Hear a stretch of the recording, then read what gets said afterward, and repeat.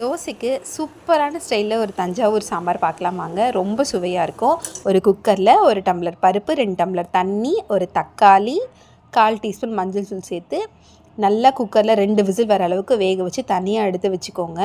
அதுக்கப்புறமா ஒரு கடாயில் 2 டேபிள் ஸ்பூன் எண்ணெய் ஊற்றிக்கோங்க. கடலைப்பருப்பு, உளுத்தம் பருப்பு, ஒரு கைப்பிடி தனியா, முழு தனியா போட்டு நல்லா பொன் நிறமாக வறுக்கணும்.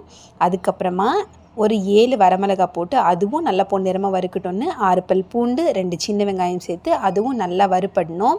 நல்லா வதங்கினதுக்கப்புறமா 1/4 முடி தேங்காய் சேர்த்து அதுவும் நல்லா வரப்படணும். நல்லா வதங்கினதை தனியாக எடுத்து வச்சுக்கோங்க.